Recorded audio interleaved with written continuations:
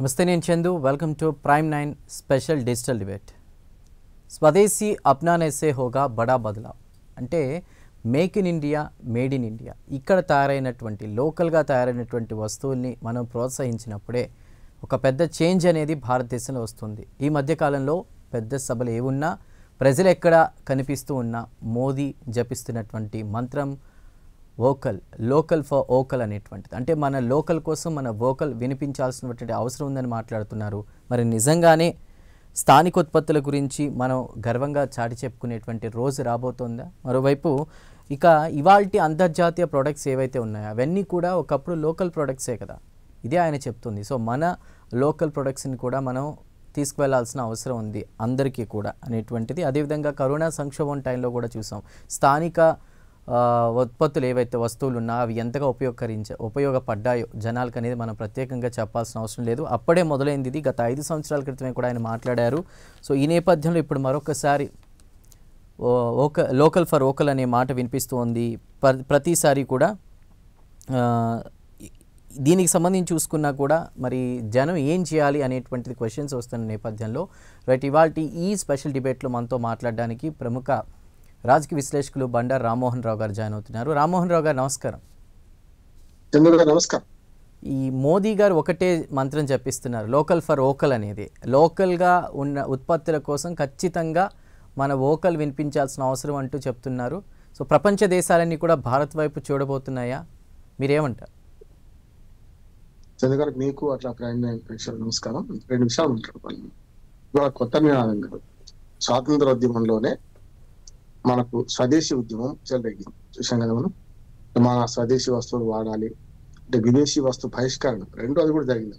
అంత పెద్ద ఎత్తున పోతే మన వస్తువులు మనం వాడదామని ఇప్పుడు అంటున్నారు. కానీ ఎక్స్ట్రీమ్ గా అప్పుడు స్వాతంత్రోద్యమం కన్నా ముందు స్వాతంత్రోద్యమంలో విదేశీ వస్తువు బహిష్కరణ, అట్లానే స్వదేశీ వస్తువులు కొనుగోలు, 2. అంటే ఖద్దరు ధరించడం, బట్టలు అయితే ఇతర వస్తువులు అయితే విదేశీ వస్తువులు వాచ్ ఉన్నా ఏదున్నా తీసి పడేసారు, గంటల్లో కాల్చి పడేసారు. అది ఒక పెద్ద ఉద్యమం. ఆనాటి పరిస్థితి ఏంటంటే మన దగ్గర ముడి సరుకు, మన దగ్గర శ్రమ తీసుకున్న ముడి సరుకుని వాళ్ళ దగ్గర తీసుకెళ్లి వాళ్ళు తయారు చేసి మన దగ్గర తీసుకొచ్చేవాళ్ళు. ఆనాటి పరిస్థితి ముడి సరుకు మనది, మార్కెట్ మనది. కానీ వాళ్ళు అట్లా కాదు. మా మార్కెట్ కూడా కొంతవరకు అక్కడ ఉండేది, ఇక్కడ ఉండేది. కానీ ఇప్పుడు అట్లా కాదు. ముడి సరుకు మనదే, శ్రమ మనదే, ఫ్యాక్టరీ ఇక్కడే ఉంటది, మన దగ్గర అమ్మేస్తారు. చూస్తున్నాం కదా, 145 కోట్ల మంది ప్రజలు. మార్కెట్ చాలా పెద్ద. ప్రపంచంలో అతి మధ్యతరగతి ఎక్కువ ఉన్న వాళ్ళు మనమే, జనాభా ఎక్కువ ఉన్న వాళ్ళ మనమే, మన దగ్గర అమ్మేస్తున్నారు. అంటే మొత్తం అంతా దోపిడీ ఇక్కడ, డబ్బులు అక్కడికి పోతాయి. అది మా మోడీ గారి ఆవేదన ఏంటంటే, గతంలో వలసవాదానికి ఇప్పుడు ఉన్న తేడా ఏంటంటే, ఇప్పుడు ప్రపంచీకరణ జరిగిన తర్వాత గ్లోబలైజేషన్, లిబరలైజేషన్, మన ఎల్పిజి అంటాం కదా, లిబరలైజేషన్, గ్లోబలైజేషన్, ప్రైవేటైజేషన్ లో చూసుకుంటే మీకు ఇవాళ అంతా ముడి సరుకు, శ్రమ, ఫ్యాక్టరీ నిర్మాణము, దోపిడీ అంతా ఇక్కడ, అన్ని రకాల దోపిడీ ఇక్కడ జరుగుతుంది. కానీ ఇవాళ ప్రపంచం కుగ్రామంగా మారిన స్థితిలో ఇవాళ వారు చెప్పేది ఆచరణ యోగ్యమా అవునా కాదని కూడా ఆలోచన చేయాలి. 2 అక్కడ తప్పదు. మనం మన లోకల్ వస్తువులు వాడదామని ఉండాలి. కానీ వాళ్ళ ఫింగర్ ట్రిప్స్ మీద మనకు ఏదైనా వస్తువు తెప్పించుకోవాలంటే షాప్కి వెళ్ళి కొనుక్కొచ్చుకోవడం కంటే వాళ్ళు మన ఇంట్లో కూర్చొని అమెజాన్ కానీ రకరకాల యాప్స్ ఉన్నాయి, తక్కువ తెప్పించుకోవచ్చు కదా మనం. మరి అటువంటి అప్పటికిప్పటికీ మార్పు ఈ మనకి ఏమంటే సెల్ ఫోన్ లో మార్కెట్ వచ్చిన తర్వాత, మన ఇంట్లో కూర్చొని మార్కెట్ చేసే క్రమంలో వచ్చిన తర్వాత నాణ్యత పరీక్షించుకొని అవసరమైతే అది మళ్ళీ రిటర్న్ కూడా పోతుంది కదా. ఇన్ని సౌకర్యాలు వచ్చిన తర్వాత దీన్ని మళ్ళీ మనం ఇప్పటి తరానికి ఎట్లా మారుస్తామని.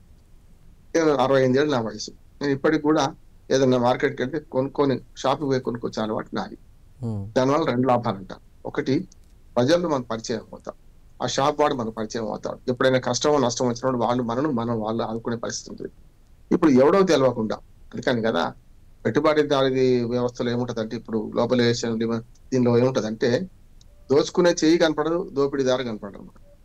అంటే మనకు కనపడని చెయ్యేదో నాటకం ఆడిస్తుంది. ఇందులో కూడా అదే. ఇవాళ ఏవైతే యాప్స్ వచ్చినాయో అన్నిట్లలో గిగ్ వర్కర్స్ గురించి నిన్ననే తెలంగాణలో ఒక మంచి బిల్లు పాస్ చేశారు. గిగ్ వర్కర్స్ కూడా అంతే కదా, యజమాని ఎవడో తెలియదు, ఎవరికి సప్లై చేస్తున్నారో తెలియదు. అడ్రస్ పట్టుకుంటారు, నిమిషాలలో పనిగానించుకుంటారు, వెళ్ళిపోతారు. అటువంటిది ఈ సమాజంలో వారనే సాధ్యం కావాలంటే 2. ఒకటి make in India, made in India. చాలా రోజుల నుంచి అంటున్నారు కదా, కొంచెం వరకు సాకారమైంది. అసలు నేను దాని నినాదంగా మిగిలిపోయింది అనను. కానీ మేక్ ఇన్ ఇండియా అంటే ఇంతవరకు మనం మేక్ ఇన్ ఇండియాలో ఏం చేస్తున్నాం అనేది చూడాలి. మేడ్ ఇన్ ఇండియా కూడా బ్రహ్మోస్ లాంటి క్షిపణి తయారు చేసుకునే టెక్నాలజీ మనం తెచ్చుకున్నాం. కానీ సామాన్యంగా రోజువారీ వాడే వస్తువులను తెచ్చుకుంటున్నాం అనే సమస్య. ఉదాహరణకు మనం గోల్డ్ తీసుకునే నేల్ కట్ ఎక్కడి నుంచి కొంటున్నాం మనం? Made in China, made in Hong Kong, అవును. రకరకాల made in Japan, made in Germany gold cut చేసుకునేది.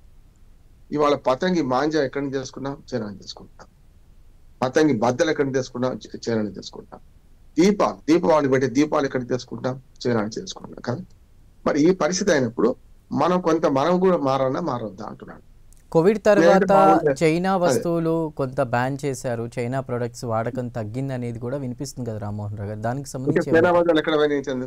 నేను చైనా బజార్లు చూస్తుంటే మనకు ఇంతకంటే చీప్ దొరుకుతున్నాయి, నాణ్యమైన వస్తువులు దొరుకుతున్నాయి. ఉమ్, నేనేమో ఆడలేక మధ్యలో కూడా అంటే లాభం లేదు. ఉమ్, మనము చైనా వస్తువులు తగ్గట్టు తయారు చేయాలా లేదా? ఉత్పత్తి రంగంలో చైనా ఎక్కడుంది, మనం ఎక్కడున్నాం? స్థానిక ఉత్పత్తులు వాడమంటున్నాం, బానే ఉంది. దొరికితే కదా వాడేది అంటున్నాను. దొరికించుకోవాలి, ప్రజల బాధ్యత. నేను భువనగిరికి వెళ్ళినప్పుడల్లా లోకల్ కుమ్మరి వాడు ఉంటుంది అక్కడ. అక్కడ నేను దీపోత్సవాన్ని కొనుక్కొచ్చుకుంటాను. అది నా అలవాటు. మనము అంతకంటే నాణ్యత కలిగి అంతకంటే మంచివి కూడా దానికంటే తక్కువ రేటుకు మనకు అమెజాన్ లో దొరుకుతున్నాయి. ఇంటికి సప్లై చేసిపోతున్నాడు. మరి ఇప్పటి తరం మారుతుందా? నాలాగా పాత పద్ధతులు ఎవరేం వేస్తుందా? కదా. బ్యాంక్ వెళ్ళి నేను సేవలు తీసుకుంటా అనుకుంటా. ఎందుకంటే బ్యాంకు నమస్కారం పెట్టేమంటాడు, మేనేజర్ పరిచయం అవుతాడు, ఏదైనా కష్టం వచ్చినా నష్టం వచ్చినా మన డబ్బులు ఏమైనా ఆన్లైన్ మాయమైనా మనం కంప్లైంట్ చేస్తే రామ్మోహన్ రావుని గుర్తుపడతారు అంటున్నాడు. నేను మానవ సంబంధాలు మెల్లమెల్లగా ముఖ్యమవుతున్నాయి. మార్కెట్ లో మనం తిరగకపోవడం వల్ల మనకు కొంత కష్టం నష్టం ఇప్పుడు తెలుస్తుంది ఈ పిల్లలకు, రేపటి తరానికి తెలుస్తుంది అంటారు.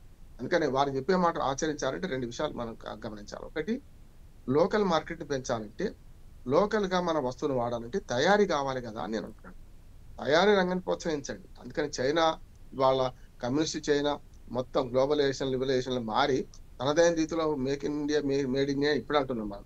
1990 తర్వాతనే, అంటే మనకు ఆర్థిక సంస్కరణ పితామహుడు పివి నరసింహారావు గారు ఇక్కడ మొదలుపెట్టి కానీ ముందే వాళ్ళు మారింది కదా. మారి ప్రతి చిన్న అగ్గిపెట్ట నుంచి మొదలు పెడితే మనకు మన ఆకాశంలో తిరిగి విమానాలు వాళ్ళు తయారు చేస్తున్నారు కదా.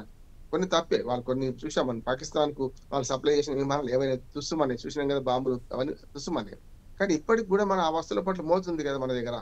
అందుకని నేను రెండే అంటున్నాను, అమ్మోక్షిపిని తయారు చేసిన చేతులతోనే మనం ఇక్కడ స్వదేశీ విజ్ఞానంతో చిన్న చిన్న వస్తువులు తయారు చేయాలి. ఒక చిన్న ఉదాహరణ చెప్తాను. మన పిల్లలు ఆడుకునే చిన్న చిన్న కారు బొమ్మలు ఉంటాయి కదా, ఇలా దృఢంగా ఉంటాయి. 10 నుంచి 20 రూపాయలు పెడితే కారు బొమ్మ దొరుకుతుంది. మన ఇండియాలో అదే తయారు చేయాలంటే 30 రూపాయలు 40 రూపాయలు డబుల్ అవుతుంది కదా. మనం మరి తయారు చేసుకొని 40 పెడతామా, 50 పెడతామా, లేకపోతే 20 దొరికితే తీసుకుంటామా? అంతే కదా. మనకు ఏది వెసులుబాటు ఉందో, ఏది తక్కువలో మంచి వస్తువు వస్తుందో అది అంటే కొంటాం. ఇప్పటికే జౌళి కావచ్చు, పర్యాటక వస్తు సేవలు, వీటికి సంబంధించి రాయితీలు కూడా ఇస్తాం మేము 10 సంవత్సరాల వరకు అంటున్నారు. ఇంకా ఏం చేయాలి? తయారీ రంగాలు కానీ ఇతర రంగాలు make in India, made in India possible అవ్వాలంటే ప్రభుత్వాలు ఏం చేయాలి రామ్మోహన్ రావు గారు? చైనాలో ఏదైతే జరుగుతుందో దాన్ని మనం ఆచరించాలంటున్నాం. ఒక దేశమే ఇప్పుడు వాణిజ్య సంబంధాలు మనకు చైనాకు మొదటి నుంచి ఉన్నాయి కనుక నేను చెప్పి మాంజాదారం నుంచి మొదలు పెడితే, చిన్న కారు బొమ్మల నుంచి మొదలు పెడితే చిన్న చిన్న వస్తువులు కూడా మన తయారీ రంగాన్ని ప్రోత్సహించాలి. కొంచెం ఎక్కువ అవుతుండొచ్చు, దాన్ని నిషేధించితే ఆటోమేటిక్ గా మన దగ్గర అంతకంటే అదే రేట్ లో మనకు తక్కువ దొరుకుతుందంటే మనం చైనా వస్తువుల వైపు ఎందుకు పోతాం? పోము కదా. ఒకటి. రెండోది, దాన్ని మీరు అన్న పర్యాటక రంగం అని కదా. పర్యాటక రంగంలో అవకాశాలు చాలా ఉన్నాయి. అద్భుతమైన దేశం మనకి. కన్యాకుమారి టు కాశ్మీర్, అరుణాచల్ ప్రదేశ్ టు గుజరాత్, ప్రపంచంలో ఎక్కడ లేనన్ని అవకాశాలు మనకు ఉన్నాయి. ఒకటేమో సంస్కృతి పరంగా, సాంప్రదాయాల పరంగా. అట్లానే ఒక మనకు ఆసేతు హిమాచలం అంటాం కదా, ఆ రకంగా పుణ్యక్షేత్రాలు ఉన్నాయి. మంచి మంచి ఆహ్లాదకరమైన వాతావరణం ఇచ్చే మనకు మంచి పర్యాటక స్థలాలు ఉన్నాయి. దాంతో పాటు సమశీతోష్ణ స్థితి మండలం అనేది. అంటే మీరు కొన్ని దేశాలకు ఫలానా సీజన్లు వాడు, మిగతా సీజన్లు మనం పోలేం. కాబట్టి అట్లా కాదు. ఎండాకాలంలో మనం ఉత్తర భారతదేశం తిరుగుతాం, చలికాలం వస్తే దక్షిణ భారతదేశం తిరగవచ్చు. అంటే వర్షాలు, ఎండలు, వానలు కూడా మనకు పుణ్యనదులు ఉన్న దేశం మనకి. పర్యాటక రంగంలో ప్రోత్సాహం మాత్రం మా మోడీ గారిని అభినందించాలి. ఆ మధ్యన మనకు మాల్దీవ్స్ తోక దాడించింది మనం. అంటే చైనా వాళ్ళలో పడి 2 మంత్రులు మనకు వ్యతిరేకంగా మాట్లాడారు. ఇండియా పర్యాటకులు వస్తే రాకపోతే అన్నారు. ఇంకా గట్టిగా మాట్లాడితే మనం బాగా వ్యతిరేకించారు కూడా. ఇప్పుడు మోడీ గారు మంచి పని చేశారు. అంటే చిన్న చర్య మంచి ఫలితాలు ఇస్తుంది అంతా ఉదాహరణ చెప్తున్నాం. వెంటనే మన లక్షద్వీప్కి వెళ్ళారు మోడీ గారు. అంతకంటే అద్భుతమైన మనకు ఏదైతే మాల్దీవ్స్ లో వాళ్ళు ఏవైతే దీవులు ఉన్నాయంటారో అంతకంటే లక్షద్వీపులో అనేకమైన దీవులు ఉన్నాయి. ఒక్కొక్క దీవి ఒక్కొక్క పగడాల దీవి లాంటిది. మనం ఇక్కడికి రండి అని ఒక్క పిలిపిస్తే అదే రోజు వందలాది విమాన టికెట్లు మాల్దీవ్స్ క్యాన్సిల్ అయిపోయినాయి, లక్షద్వీప్ బుక్ అయింది. చూసినా కదా, రద్దు చేసుకున్నారు. అంటే మనం అవకాశాలు చూపిస్తే ప్రజలను మారమని చెప్పడం కాదు, ప్రజలకు అవకాశాలు కల్పిస్తే స్వదేశీ వస్తువులు వాడతారు, మనకు ఇదే స్వదేశీ ప్రయాణాలు చేసుకుంటారు. కానీ దాన్ని ఆపడము ఇక్కడ లేదు, ప్రభుత్వాల దగ్గర ఉన్నారు. వోకల్ ఫర్ లోకల్ అనేది గత 5 సంవత్సరాల బిఫోరే మనం చూసామండి. అప్పుడు కూడా మాట్లాడారు. మళ్ళీ ఇప్పుడు ఇది ఈ టైంలో తీసుకురావడం అనేది, ఇటు ఓ పక్కన అమెరికా సుంకాలు లేదా దేశాలు సుంకాలు విధిస్తూ ఉన్నాయి ప్రపంచ దేశాలు కొన్ని, వాటి నుంచి తప్పించుకోవడానికి అనుకోవాలా, ఎలా అనుకోవాలి? అసలు ప్రశ్న ఇప్పుడు వచ్చింది చందు మనకి. ఎందుకంటే నిజమే, కరెక్టే, మీరు అన్న మంచి ప్రశ్న.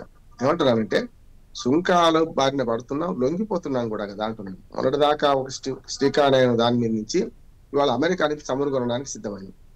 10 రూపాయలు పెరుగుతుంది చమురు రేటు. అక్కడ $50-60 నుంచి వచ్చిన ముడి చమురు బ్యారెల్ రేటు ఇవాళ 70-80 కొనాల్సి వస్తున్నది. కానీ 70-80 కొన్నా, 50-50 కొన్నా ప్రజల జీవితాలు ఏం మార్పు రాలేదు. మీరు చూడండి, $60-80 లోపల ఉన్నప్పుడు $110 అమ్మింది పెట్రోల్ మన దగ్గర కదా. ఇవాళ అంటే $110 ఉన్నప్పుడు కూడా మనకు $70-75 మనకు పెట్రోల్ దొరికింది. ఇవాళ $65-70 వస్తున్న దాన్ని కూడా మనం $110 కొంటున్నాం కదా. మరి లాభం అంత ఎట్టుకోతుంది? సుమారు 4.5 లక్షల కోట్ల ఏదైతే లాభము వాళ్ళ అదాని అంబానీలు లేకపోతే మన ప్రైవేట్ మన ప్రభుత్వ రంగ కార్పొరేషన్లు లాభపడలే, వాళ్ళకు పోయింది అంటున్నారు. ఎందుకు పోయింది చెప్పండి. మనకు ఏదైతే లోకల్ ఫర్ లోకల్ అంటున్నారు, కానీ ఏదైతే మనం దిగుమతి చేసుకున్న చమురులో చాలా వరకు ఈ 2 కంపెనీలకు అదాని అంబానికి అప్పచెప్పారు. ఎందుకు అప్పచెప్పారు? రిలయన్స్ పెరిగింది. చూడండి, మొన్నటి దాకా బంకులు మూతపడ్డాయి కదా, $110 అప్పుడై మనకు $110 ఉన్నప్పుడు మన మూతపడ్డాయి, మళ్ళీ తెరుచుకున్నాయి. ఎందుకు అంటే విదేశీ మార్గ ద్రవ్యం కోసం బయటకు అమ్మే క్రమంలో మన కంపెనీలు పాతవి ఏవైతే అదాని అంబానీ కంపెనీలే ఇక్కడ ముడి చమురు మన మంచి చమురుగా మార్చినాయి, ఇక్కడ నుంచి ఎగుమతి చేసుకున్నాయి. అదే కనుక మన ఐఓసి మనకి ఇండియన్ ఆయిల్ కార్పొరేషన్ కానీ వీటికి ఇచ్చుంటే, హెచ్పి కానీ వీటికి భారత్ వాటికి ఇచ్చుంటే మన దేశంలో మన దగ్గరనే ఉండేది కదా. అందుకని ఇప్పుడు అమెరికాతో ఒప్పందం చూసుకోవడంలో కూడా మోడీ గారు విమర్శలు పాల్గొంటున్నారు. భయపడా బామాడా ఏదైనా జరిగింది ఏంటంటే, పత్తికి ఇప్పటికే దిగుమతికి అనుమతి ఇచ్చాం. మనం వోకల్ ఫర్ లోకల్ అంటున్నాం, కానీ పత్తి దిగుమతికి ఇప్పటికే అనుమతి ఇచ్చాం కదా, తప్ప కాదా? మన పత్తి రైతు ఏమో 8,110 కొనాల్సిన పత్తి మన దగ్గర 5,000-6,000 పోతుంది, 2,000కు సిద్ధం ఉంది. సిసి కార్పొరేషన్ మన కాటన్ కార్పొరేషన్ కొనడం లేదు, కొంటే కూడా ఏం ఎక్కువ ఉంది అంటున్నారు. ఇవన్నీ మనకు రైతులను నష్టపరిచి, వినియోగదారులు నష్టపరిచి, మరి వోకల్ ఫర్ లోకల్ అంటే ఎట్లా అంటున్నాను నేను. ఇది కావాలంటే ఆచరణ. ఇప్పుడు జై జవాన్ జై కిసాన్ అనడమో, రైతే రాజు అనడమో, ఈ అన్నదాత అనడమో, ఇది ప్రేజ్ చేయడానికి మాత్రమే. ఇది సాకారం కావాలంటే, ఆ నినాదాలు సాకారం కావాలంటే క్షేత్రస్థాయిలో మార్పులు రావాలి. ఒకటి మన వస్తువులు మనం వాడంటే నిర్మాణ రంగం కానీ మన ఉత్పత్తి రంగం పెరగాలి. రెండోది, మన వస్తువులు మనం వాడాలంటే మనం అంతకు తగ్గట్టుగా మన అంత నాణ్యమైన వస్తువులు తయారు చేయాలి. మూడోది ఏంటంటే పర్యాటకాన్ని, మనం దేశీ పర్యాటకాన్ని ప్రోత్సహించాలి. ఇందులో మన ప్రజల పాత్ర కూడా లేదంటలేదు. ఉదాహరణకు ఇటీవల చూడండి, డెస్టినేషన్ మ్యారేజెస్ వచ్చినాయి. నేను మధ్య డెహ్రాడూన్ డెస్టినేషన్ మ్యారేజ్ పోయి వచ్చాను.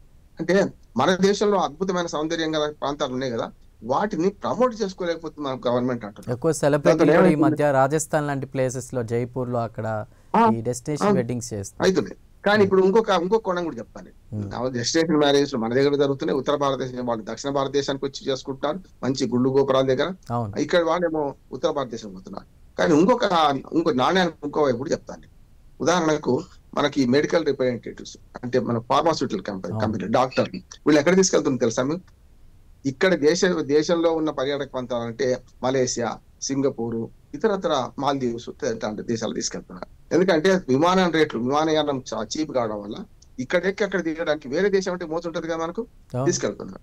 అదొకటే రంగం కాదు, కేవలం ఫార్మాస్యూటికల్ రంగంలో చాలా లాభాలు ఉన్నాయి కనుక నేను చెప్పిన డాక్టర్లను, ఫార్మాస్యూటికల్ ఏజెంట్లను, లేకుంటే మనకు మెడికల్ రిప్రజెంటేటివ్ తీసుకెళ్తున్నాం. ఇంకోటి ఇన్సూరెన్స్ రంగం కూడా చాలా లాభాలు ఉంది. వాళ్ళు ఇన్సూరెన్స్ రంగంలో క్లైమ్స్ తక్కువ, వసూలు చేసే ప్రీమియం ఎక్కువ కదా. మన మోడీ గారు మంచి పని చేసింది ఏంటంటే, మన ఇన్సూరెన్స్ రంగంలో మెడికల్ ఇన్సూరెన్స్ మీద అది తీసేయడం గొప్ప, చాలా గొప్ప అంటున్నాడు. నేను ₹1,00,000 ప్రీమియం కట్టుకుంటే 1,18,000 కట్టాల్సి ఉంటుంది వాళ్ళ దగ్గర. ఇవాళ ఆ 18,000 పోయినా, 1,00,000కి పరిమితమైనా కానీ మొత్తం జీరో పెట్టేసింది. దానివల్ల ఇన్సూరెన్స్ రంగం ఇంకా లాభాలకు వస్తుంది. ఎందుకంటే వాళ్ళ ఇన్సూరెన్స్ చేసుకునేవాళ్ళు, ప్రైవేట్ మెడికల్ ఇన్సూరెన్స్ చేసుకునే వాళ్ళు పెరిగారు కదా. ఈ ఇన్సూరెన్స్ రంగంలో కూడా ఏజెంట్లకు, డెవలప్మెంట్ ఆఫీసర్లను కూడా వేరే దేశం తీసుకుపోతున్నారు. ఇప్పుడు చూడండి, మీకు 2 రంగాలు బాగా ఉన్నాయి. అవి కాకుండా కార్పొరేట్ రంగాలు ఉన్నాయి. కార్పొరేట్ రంగాల్లో కూడా ఇన్సెంటివ్ గా డబ్బులు ఎంత ఇచ్చినా కూడా, ఇది చూడండి, మా అమ్మ అనేది ఎప్పుడు కూడా కంచాన పోసింది లెక్క రాదు, కుంచాన పోసింది లెక్కకు వస్తుంది. కంచాన అంటే అన్నం పెట్టాం అనుకోండి, ఆ ఉన్నది పెట్టినాం తిన్నాం అంటాం. కానీ కుంచాన పోసింది అంటే ఒక బోనస్, ఒక 100 రూపాయలు ఎక్కువ ఇచ్చినాం అనుకోండి, ఆ పని వేరే ఉంటుంది. ఇప్పుడు ఏమైందంటే ఈ మొత్తం ఈ కంపెనీలు కొన్ని ఏం చేస్తున్నాయంటే, కార్పొరేట్ కంపెనీలు వాళ్ళ సామర్థ్యాన్ని పెంచుకోవడానికి, మన ఉత్సాహం కల్పించడానికి భార్యాభర్తలు కంపెనీలో పనిచేసే ఉద్యోగి భార్యను కూడా వేరే దేశానికి పంపిస్తున్నాయి. అంటే అదే మన దేశంలో పంపించమని నేను కోరుతున్నాను. దక్షిణ భారతదేశం వాళ్ళందరూ ఉత్తర భారతదేశం పంపండి, చూడని చాలా ఉంటాయి. మన వాళ్ళకు కూడా ఇన్క్రెడిబుల్ ఇండియా అని చెప్పి ఆ మధ్యన బాగా ప్రచారం చేసాం. ఇప్పుడు కొంచెం తక్కువైంది చూడండి. ఇన్క్రెడిబుల్ ఇండియా మనకు రైళ్లలో, బస్సులలో, ఎక్కడ పర్యాటక ప్రాంతాల్లో బ్రోచర్స్ లభించే చాలా చేసింది. కానీ ఈ మధ్య కొంచెం వెనకబడ్డమా అనిపిస్తున్నది. అది ఇప్పుడు ఈ స్వతంత్ర భారతంలో 80 ఏళ్ల భారతం నిండుతుంది కనుక, స్వతంత్ర భారతంలో ఇన్క్రెడిబుల్ ఇండియా అని మన దగ్గర లోకల్ గా జరుగుతున్న వాటి చేయాలి. ఇంకొక మాట చెప్తాను, అంటే మనకు పర్యాటకం గురించి మాట వచ్చింది కనుక, మీకు రౌండ్ ట్రిప్స్ ఉంటాయి కదా. ఇప్పుడు విదేశాలకు పోతే మనకు మంచి అనుభవాలు ఎదురైతే ఎట్లా అంటే, వాళ్ళు ఏం చేస్తారు, ఒక రౌండ్ అప్ ట్రిప్ పెడతారు. మనం పోగానే అక్కడ ఎక్కించుకుంటే వాడు అన్ని తిరిగి మళ్ళీ తీసుకొచ్చి అక్కడ విడిచిపెడతాడు. దానివల్ల మనకి ఎంత లాభం అంటే, మనం ఏమి చూడాలి, గైడ్లు కూడా చాలా అందుబాటులో ఉంటారు, అండ్ గైడ్ ఇంక్లూడింగ్ ట్రిప్ లో ఉంటుంది. కానీ మన దగ్గర ఏమైంది, ఒక చిన్న కారిడార్ మనం నిర్మించలేకపోతున్నాం. ఉన్నది ఇప్పుడు మనకు రైళ్లు, మన యాత్ర రైల్వే తిరుగుతున్నాయి, రామాయణ రైల్వే తిరిగింది చూసాం మనం. కానీ ఆ దేశాలను పోల్చుకుంటే మన దగ్గర, చిన్న ఉదాహరణ చెప్తాను, హైదరాబాద్ లో టూరిజం కార్పొరేషన్ వాళ్ళు హైదరాబాద్ నుంచి భువనగిరి కిలా ఇప్పటికీ 10 ఏళ్ళు అవుతుంది. ఏది కిలా మీదకి, భువనగిరి కిలా మీదకి రోప్ లైన్ వేస్తామని. రోప్ లైన్ వేసిన కాలే కానీ ఇంకా కాలే. ఇప్పటికి మొన్న కిషన్ రెడ్డి గారు మాట్లాడుతున్నా. ఆ తర్వాత పక్కనే ఉన్న కొలనుపాక జైన మందిరం అద్భుతమైంది. అక్కడి నుంచి మన వరంగల్ భద్రకాళి గుడి, వై స్తంభాల గుడి, అక్కడి నుంచి ప్రపంచ ప్రఖ్యాతి కాంచిన రామప్ప, ఇవాళ వారసత్వ సంపద గుర్తించింది ప్రపంచం. ఇది ఒక ట్రిప్ కరెక్ట్ గా వేస్తే ఎంత బాగుంటుంది.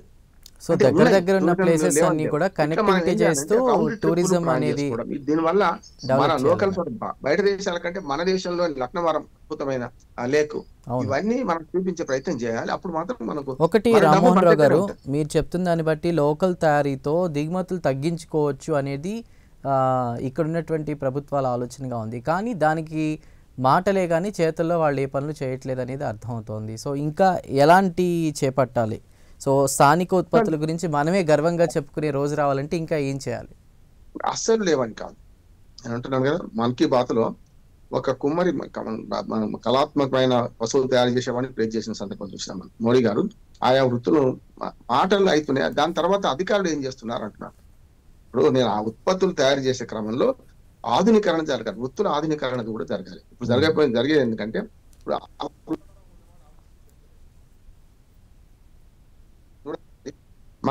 మంగళవాడ చేస్తున్నారు, ఇప్పుడు చేయడం లేదు. ఎవరు చేస్తున్నారు? సెలూన్లు, బ్యూటీ పార్లర్లు వచ్చేసినాయి కదా, వాళ్ళు చేసుకుంటారు. వృత్తుల ఆధునీకరణ జరిగింది. ఫలానా కులం ఫలానా పని చేయాలని ఏం లేదు.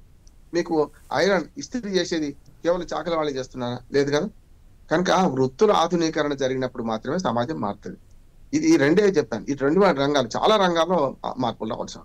ఇంకోటి, యాంత్రిక జీవితంలో ఇంకా పాతదే పద్ధతి పడితే పోచపల్లి చీరలకు ధర రాదు, గద్వాల చీరలకు ధర రాదు, ధర్మవరం చీరలకు ధర రాదు. ఎందుకు రాదు అని చెప్తాను. సిరిగిన చేనేత బతుకులని నేను ధర్మవరంలో 4 రోజులు, సిరిసిల్లలో 4 రోజులు ఉండి, గద్వాలలో 4 రోజులు నేను సర్వే చేసి చెప్పాను.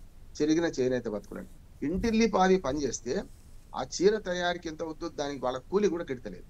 మీరు లోకల్ అంటున్నాం కదా, మరి అదే అద్దాల మన బీరువాలో పెట్టి బ్రహ్మాండంగా వాళ్ళు మార్కెట్ చేసుకుంటే 10 ఎక్కువ అమౌంట్ అవుతుంది కదా. మనం అక్కడికి ఎందుకు కొట్టలేమంటున్నాను. వాటిని ప్రమోట్ చేయాలి. కానీ ప్రమోట్ చేసే క్రమంలో మనం కడుతున్నా విడిచిపెడుతున్నాం. ఎందుకంటే అది వచ్చింది కనుక చెప్తాను. లోకల్ అంటున్నారు. భూదాన్ పోచంపల్లి మీరు ఒకసారి చూడండి, మన వాళ్ళని పంపించండి. నేను అద్భుతమైన కథనం వస్తుంది. భూదాన్ పోచంపల్లిలో వెదిన రామచంద్రరావు గారి ఇచ్చిన దానిలో దాదాపు 100 షాపులు కట్టింది. ఏది బజార్, బట్టల బజార్ తయారు చేసింది. కానీ అక్కడ పెట్టి అమ్ముకుంటే అక్కడ దాకా ఎవరు పోతలేరు. ఏం చేయాలి? హైదరాబాద్ నుంచి బస్సులు వేయాలి అక్కడికి, మార్కెట్ దాకా బస్సులు పోతాయి. భూదాన్ పోచంపల్లికి బస్ స్టాండ్ తిరిగి వచ్చేస్తాయి. దాంతో ఏమైతుంది, బస్ స్టాండ్ లో వాళ్ళందరి షాపులన్నీ మొత్తం తీసేసి బస్ స్టాండ్ లో బస్సులు ఎక్కడ తిరుగుతాయి అక్కడ పెట్టుకుంటున్నారు. అవన్నీ తుప్పు పట్టిపోతున్నాయి. షట్టర్లన్నీ మూసేస్తే ఎందుకు పనికిరాకుండా తుప్పు పట్టిపోయినాయి. మరి అద్భుతమైన బిల్డింగ్లు కట్టారు, మంచి మంచి షాపులు తెరిచారు. అక్కడ మొదట్లో అద్భుతంగా ఏర్పాట్లు చేశారు.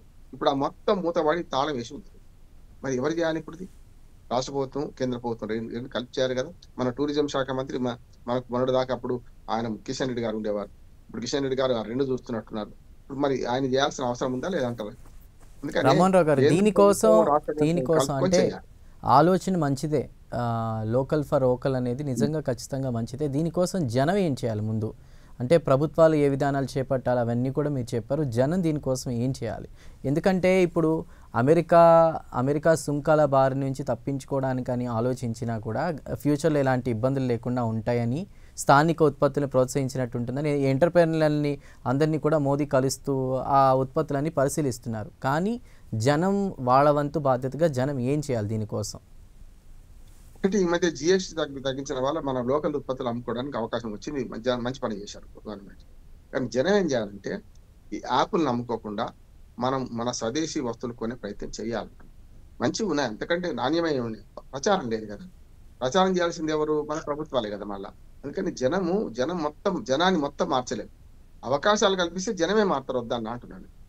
ఇప్పుడు అవకాశాలు కల్పించింది ఉల్టా ఆలోచన చేస్తే జనమంతా, ఇప్పుడు కోట్ల జనాన్ని మనం మార్చలేము. కానీ 100 మంది అధికారులు, 100 మంది రాజకీయ నాయకులు కొత్త ఆలోచన చేస్తే మారుతారంటున్నాను. ఇప్పుడు కూడా జనము ఏది చీప్ గా లభిస్తుందో, ఏది మంచి నాణ్యత ఇస్తుందో రెండు చూస్తారు. తక్కువకి రావాలి, మంచి నాణ్యత గల వస్తువు రావాలి. ఈ రెండింటిని ప్రమోట్ చేయాల్సిన బాధ్యత ప్రభుత్వాన్ని. దాన్ని కొంచెం ఆ ప్రభుత్వ ఆలోచన అందిపుచ్చుకోవాల్సిన బాధ్యత మనది. మీరు చేస్తున్న పని అదే. మన ఇద్దరు మాట్లాడుతున్న చేస్తున్న పని అదే. ఈ ప్రమోట్ చేయడం అంటున్నాను. జనం ఎప్పుడు కూడా జనమల్లో జాతర మల్లో ఉంటారు. ఎవరు ఏ వైపోతే ఆ వైపోతేనే ఉంటారు. దాన్ని మళ్లించాలంటే, ఆ జన ప్రవాహాన్ని మళ్లించాలి, యూటర్న్ తీసుకుంటారు చేయాలంటే ప్రభుత్వం అవకాశాలు కల్పించాలి. అవకాశాలను వాడుకునే ప్రచారం కూడా చేయాలి. అప్పుడు మాత్రమే సాధ్యం. బట్ ఇప్పటికే అంటే కొంతమంది విదేశీ ప్రముఖులు ఎవరో నిన్న మొన్న మాట్లాడినటువంటి మాటలు, ఫ్యూచర్లో భారత్ మాట మిగతా దేశాలు వినబోతున్నాయి, అమెరికా కూడా అదే ఫాలో అవుతుంది. అంటే బయటకి ఎన్ని మాటలు మాట్లాడినా ఇండియా మాట వినేటువంటి పరిస్థితి అనేది వచ్చింది. సో ఒకవేళ ఈ లోకల్ ఫర్ ఓకల్ అనేది వస్తే, ఇంకా వృద్ధిలోకి వస్తే ఖచ్చితంగా ఆ రోజు రాబోతోందా?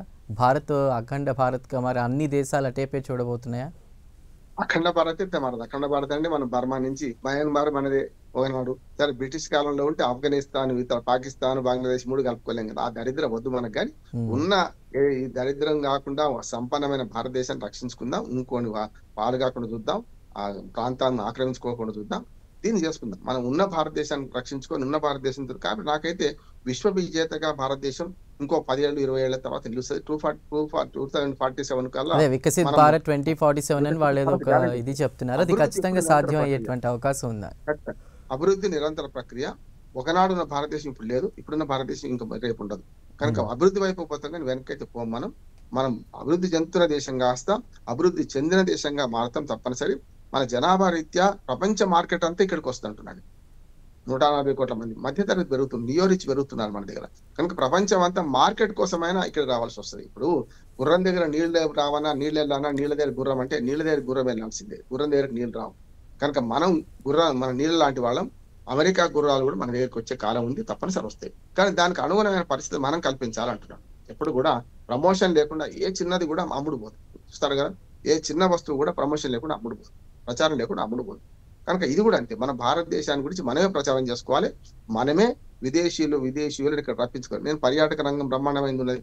అట్లాగే మనకు ఇక్కడికి వచ్చే విదేశీయులు ఆలోచించారంటే మన సంస్కృతి సాంప్రదాయాలు. చాలా మంది కొందరు విదేశీయులు కొన్ని చోట్లకు వచ్చి ఇక్కడ ఉండిపోతున్నారు. చూస్తున్నాం కదా, మనం ఇక్కడే ఉంటున్నారు. నదుల దగ్గర, పర్యాటక స్థలాల దగ్గర వాటిని ప్రోత్సహించాల్సిన అవసరం ఉందంటున్నాను. అంటే మీరు ఇందాక చెప్పారు చైనా తయారీ రంగాన్ని చూసినా కూడా అది మనం ఫాలో అవ్వాల్సినటువంటి అవసరం ఉంది అని చెప్పేసి. ఎక్కడ మరి లోపం జరుగుతోంది? ఆలోచన మంచిదైనా ఆచరణలో ఎక్కడ ఫెయిల్ అవుతున్నాం? జనాలు కూడా ఎందుకు అంటే మార్పు వస్తే నిజంగా వాళ్ళల్లో కూడా ప్రజల్లో కూడా వికసిత్ భారత్ అప్పుడే సాధ్యం అవుతుందా? ఎప్పుడు సాధ్యం అవుతుంది? అంటే ఎంఎస్ఎంఈ పెంచితే సాధ్యం అవుతుంది. అట్లాగే లోకల్ చేతి వృత్తులను కొంచెం ఆధునీకరణ చేసి, చెప్పాను కదా, గతంలో ఇస్త్రీ పెట్టే అంటే బొగ్గులు వాడేవాళ్ళం. ఇప్పటికి బొగ్గులు వాడే ఇస్త్రీ పెట్టే కనపడుతుంది. వాళ్ళకు అవసరమైన పనిముట్లు ఎందుకు సప్లై చేయమని అన్ని వృత్తులు వాళ్ళకి. దాంతో పాటు చిన్న చిన్న రుణాలు ఇవ్వడం వాళ్ళకి. దాని ద్వారా ఆ మార్కెట్ చేసుకునే అవకాశాలు ఇవ్వడం. ఇవన్నీ ఈ ప్రభుత్వాలు చేసే పని. ప్రమోషన్ వర్క్ అంతా ప్రభుత్వాలు చేస్తే ఇవాళ కాకుండా రేపు తప్పనిసరి సాధ్యం అవుతుంది. కానీ వాళ్ళని అక్కడే ఉంచి మీ బాధ మీరు పడండి అని అంటే అన్ని వృత్తుల వాళ్ళు నష్టపోతున్నారు. వృత్తుల ఆధునీకరణ వల్ల కూడా నష్టపోయే వృత్తుల వాళ్ళు మరి వేరే పనులకు వెళ్ళిపోతున్నారు. చాలా వరకు చూస్తున్నాం కదా. ఆయా వృత్తుల వాళ్ళు వృత్తి సరిపోక, వృత్తి చేయలేక వేరే పనులకు వెళ్ళిపోతున్నారు. ఇంకోటి, కార్పొరేట్ రంగం పెరిగిన తర్వాత కూడా మీకు అద్భుతమైన ఫర్నిచర్ షాపులు వచ్చిన తర్వాత వడ్రంగి ఏం పని చేస్తాడు? ఎక్కడి నుంచి బతుకుతాడు? లోకల్ గా బతికే పరిస్థితి ఉండదు కదా. వృత్తులు మరణించే క్రమంలో వాటిని ఆధునీకరించడం, దాని ద్వారా వాళ్ళను సెల్ఫ్ సస్టైన్ చేయడం చేస్తే మాత్రమే ఇవి నిలబడతాయి, మన లోకల్ నిలబడతాయి. లేకపోతే మీరు ఆ ఫర్నిచర్ షాపులు అన్ని కూడా విదేశీ ఫర్నిచర్స్ ఇప్పుడు అమ్ముతున్నారు, తీసుకొచ్చి అమ్ముతున్నారు. అంత చైనా ఫర్నిచర్ అడ్డగోలు దొరుకుతుంది మన దగ్గర. మరి దాన్ని ఆపాలంటే మనం మన ప్రోడక్ట్ తయారు చేసుకోవాలి కదా అంటున్నాను. ఒకటి ఆపాలంటే ఒకటి తయారు చేసుకోవాలి మనం. అంటే ఒక మార్గం మూసుకపోతే ఒక మార్గం తెరుచుకునేటట్టు ఉండాలి. మార్గం మూసేయడం ఈజీ, కానీ ఇంకో మార్గం తెరిచే ప్రయత్నం మనం చేయకపోతే కష్టం అని. కేంద్రంలో మోదీ అలా చెప్పినా కూడా రాష్ట్రంలో ఎలాంటి విధానాలు అవలంబించాలి ప్రభుత్వాలు ఆ దిశగా కూడా? అంటే ఈ లోకల్ ఫర్ ఓకల్ కేంద్ర ప్రభుత్వాలు రెండు కూడా కొన్ని వీరి చేతులున్నాయి, కొన్ని మన చేతులున్నాయి. మన భారత రాజ్యాంగం చెందు ఒకటేమో కొన్ని కేంద్ర ప్రభుత్వ ఆధీనంలో, కొన్ని రాష్ట్ర ప్రభుత్వానికి పెట్టి కొన్ని అంశాలు కాంక్రీట్ అంశాలు పెట్టారు. ఉదాహరణకు టూరిజం ఉందనుకోండి, ఇద్దరు ప్రయత్నం చేయాల్సిందే. ఉత్పత్తి రంగం ఉందనుకోండి, ఇద్దరు ప్రయత్నం చేయాల్సిందే. అట్లానే మనకు ఏదైనా మార్కెట్ రంగం ఉందనుకోండి, ఇద్దరు ప్రయత్నం చేయాల్సిందే. అంటే రాష్ట్ర కేంద్ర ప్రభుత్వాలు ఎక్కడికక్కడ చేసుకుంటే మంచి అవకాశాలు వస్తాయి అన్న. తమిళనాడులో అద్భుతమైన మన ఏమంటే మనకు దేవాలయాల సంపద ఉన్నది, ఒక్కొక్కటి ఒక్కొక్క ఐకాన్. అటువంటి వాడిని ప్రమోట్ చేయకపోతే పోతుంది కదా. మనం తమిళనాడు వాళ్ళు చేసుకున్నంత కూడా మనం చేసుకుంటలేము. మన చిత్తూరు జిల్లాలో అద్భుతమైన దేవాలయాలు ఉన్నాయి. మొత్తం చూసుకుంటే కింద నుంచి పై దాకా, కన్యాకుమారి నుంచి కాశ్మీర్ దాకా అనేక అద్భుతమైన అవకాశాలు పోతున్నాం కూడా. మనము దేశీయ టూరిజం పెరిగింది, గతంలో లాగలేదు. మీరు చూడండి, కాశీకి పోయినా మన తెలుగు వాళ్ళే కనపడతారు, కన్యాకుమారి పోయినా తెలుగు వాళ్ళే కనపడతారు, ఆఖరికి అమర్నాథ్ పోయినా తెలుగు వాళ్ళే కనపడతారు, గుజరాత్ పోయినా తెలుగు వాళ్ళే కనపడతారు. ఆఖరికి ఈ మధ్యన ఈశాన్య భారతదేశంలో టూరిజం పెరిగింది. నేను మధ్య చూస్తున్నాను, ఈశాన్య భారతదేశంలో మన టూరిజం పెరిగింది కదా. అందుకని ఇవన్నీ కూడా అవకాశాలు కల్పిస్తే జరుగుతుంది. ఇప్పుడు కొత్తగా రవాణా, ట్రాన్స్పోర్ట్, కమ్యూనికేషన్ ఈ రెండు ఉంటే ఎక్కడైనా మారుమూల పల్లెలో ఉన్న ఒక దేవాలయాన్ని కానీ మనం చూడగలుగుతాం. దానికోసం ప్రభుత్వాలు రావాల్సినటువంటి విధానాలు ఏంటి అనేది ఫైనల్ గా మీరు ఏం చెప్తారు రామ్మోహన్ రావు గారు? ఒకటి, ఉత్పత్తి రంగాన్ని పెంచుకోవాలి. ఒకటి, ఉత్పత్తి రంగం పెంచుకోవడం, ఆ ఉత్పత్తులు అమ్ముకునే మార్కెట్ కల్పించాలి. ఇప్పుడు ఉత్పత్తి చేసుకుంటే వాడిని ఇంట్లో పెట్టుకోలేం కదా, మార్కెట్ కల్పించాలి. మూడవది, ప్రభుత్వం అవకాశాల గనిగా మారాలి తప్ప అవరోధాల గనిగా, అవరోధాల ఆటంకంగా, స్పీడ్ బ్రేకర్ గా మారొద్దు. 3, 4వది, చిన్న పరిశ్రమలు ప్రోత్సహించాలి, చిన్న ఉత్పత్తులను ఆదరించాలి. దాని ద్వారా విదేశీ ఉత్పత్తులను కొనకుండా మన దేశ ఉత్పత్తులను సరళమైన ధరలు అందించాలి. అవసరమైతే సబ్సిడీ ఇవ్వాలంటున్నాను. చైనాకి సబ్సిడీ అదే కదా మనకు, అట్లాంటివి ఇస్తే రైట్. ఫైనల్గా అంటే చైనా ఇంతలా సక్సెస్ అవడానికి గల కారణాన్ని ఏ విధంగా చెప్తారు? అది భారత్లో ఏ విధంగా ఇంప్లిమెంట్ చేస్తే ఆ దిశగా మనం సక్సెస్ అయ్యే అవకాశం ఉంది? బహుముఖాలుగా, బహువిధాలుగా ప్రయత్నం చేయాలి. ఒక ప్రభుత్వం మీద బాధ్యత అంటే ప్రజల మీద బాధ్యత. కానీ ప్రజలను మోటివేట్ చేసే ప్రభుత్వాలు లేకపోతే ఎంత మోటివేట్ అయినా ప్రజలు కొనడానికి వెళ్ళిన గ్యాప్ ను పూడ్చాల్సిన అవసరం ఉన్నది. ఇప్పుడు చేస్తుంది, అది మంచిది, ప్రచారం అయితే జరుగుతుంది. మోడీ ఒక మాట చెప్తే అందరు వినడానికి సిద్ధంగా ఉన్నారు. భారతదేశమే కాదు, కొన్ని దేశాలు వినడానికి సిద్ధంగా ఉన్నాయి. కనుక దాన్ని ఒక్కోసారి దీన్ని పలుకుబడి అంటాం, దీన్ని తపస్సు అంటాం. తపో ఫలితాన్ని దారబోయానంటే దానికి అవసరమైన శక్తిని కూడగట్టుకోవాలి, దానికి అవసరమైన రంగాన్ని సిద్ధం చేయాలి. అప్పుడు మాత్రమే సాధ్యమవుతుంది. ఉత్పత్తి రంగం పెంచుకోవడం, దానికి ప్రమోషన్ ఇవ్వడం, మన మరణించే వృత్తులను కాపాడుకోవడం, దానికి అవసరమైన మార్కెట్ కల్పించడం, అంటే నాణ్యమైన ఉత్పత్తులకు అవసరమైన యంత్రాలను సమకూర్చడం, ఇవన్నీ ఒకటి వెంట ఒకటి, అంటే చైన్ ఆఫ్ ది ఈవెంట్స్ అంటాం. ఇవి చేసినప్పుడు మాత్రమే మన భారతదేశం లోకల్ అనే నినాదం సాకారమయ్యే అవకాశం ఉంటుంది. Made in India, make in India ఇంకా పటిష్టం కావాల్సిన అవసరం ఉంది. Right. Rammohan Rao garu, thank you అండి. Thank you so much. ఇవాళ డిబేట్లో జాయిన్ అయ్యి చాలా కీలకమైనటువంటి విషయాలు తెలియజేశారు. Thank you once again Rammohan Rao garu. So చూసాం కదా, ఓకల్ అనేది వెళ్ళాలి బయటే, లోకల్కి సంబంధించి కూడా. లోకల్ ఫర్ ఓకల్ అనేది ఎక్కడ చూసినా కూడా మరొకసారి రిపీట్ చేసిన స్వదేశీ అప్నానేసే హోగా బడా బదలావ్. మన వాటి స్థానిక ఉత్పత్తుల్ని ఎప్పుడైతే మనం గట్టిగా చెప్పేటువంటి రోజు వస్తుందో, ప్రపంచానికి తెలియజేసే రోజు వస్తుందో, ఖచ్చితంగా డెవలపింగ్ కంట్రీ నుండి డెవలప్డ్ కంట్రీగా, అభివృద్ధి చెందుతున్న దేశం నుంచి అభివృద్ధి చెందిన దేశంగా మారుతుంది భారత్ అనేటువంటిది. ఆ కళ అప్పుడు సాకారం అవుతుందని చెప్పి మోదీ ప్రతి చోట జనం సభలు ఉన్న చోట చెప్తున్నారు. అయితే దానికి ప్రభుత్వాలు చేయాల్సిందల్లా ఏంటంటే తయారీ రంగాన్ని ప్రోత్సహించాలి, చిన్న వాళ్ళు పరిశ్రమలు వాళ్ళని ప్రోత్సహించాలి, జనాల్లో కూడా దీనికి సంబంధించి ఒక ఆలోచన, అవేర్నెస్ అనేది క్రియేట్ అవ్వాలని చెప్తూ ఉన్నారు. ఇది ఇవాల్టి special digital debate. Keep watching prime news.